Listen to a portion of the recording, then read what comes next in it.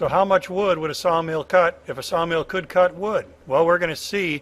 This clip is all about turning these pine logs into planks, later to become tongue and groove flooring for a house. So first step, got to get them on the sawmill and let the cutting get going.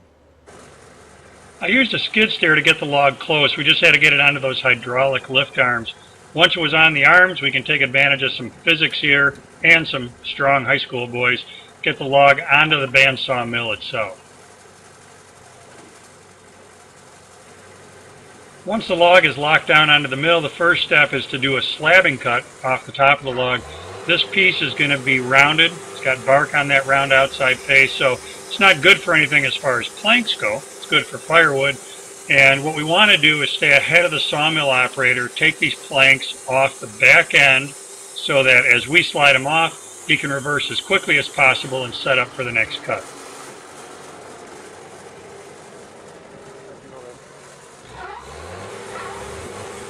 On this sawmill, it's fairly automated. The head of the machine is indexed, so it drops down the right amount to result in planks that are slightly over an inch thick. Slightly over because as the planks dry, they're going to shrink. That's going to result in 1-inch material from which I can make 3/4 inch flooring.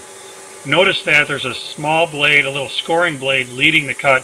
What that's doing is working its way through the bark, hopefully knocking out any junk that's in the bark, rocks, dirt, sand, because that material is very hard on the bandsaw blade.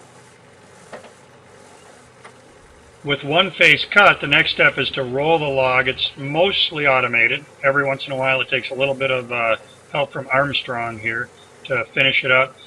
What that'll do is roll the log, lock it against the dogs, so that basically the same cuts can be made now off the adjacent face. First a slabbing cut, followed by a 1-inch thick plank.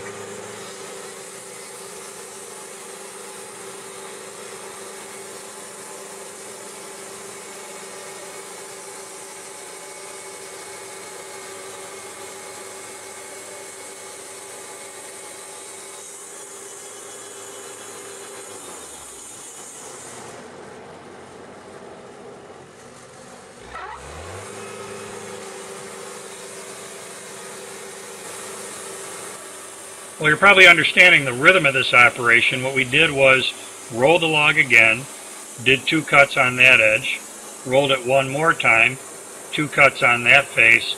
That results in what's basically a big square beam laying on the saw.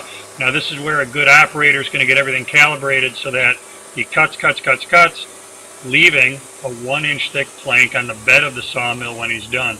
The other thing that we're doing here is I don't want the center cut. I don't want the pith of the log. It's pretty unstable. It's not going to make good flooring.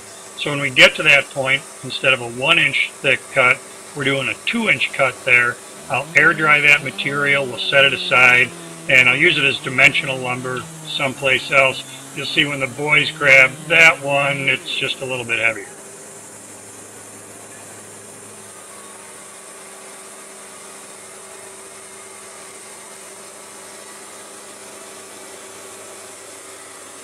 The net result of our slightly less than 8-hour day is a pile of pine, about 4,500 board feet. It's dripping wet. It's about 30% moisture, so it's got to go off to a kiln next to get down to 6% for flooring. Between paying the boys who help and paying the sawyer, I'm in at about 20 cents a board foot right now. Tim, who ran the mill, did a great job, and I would do this again in a heartbeat.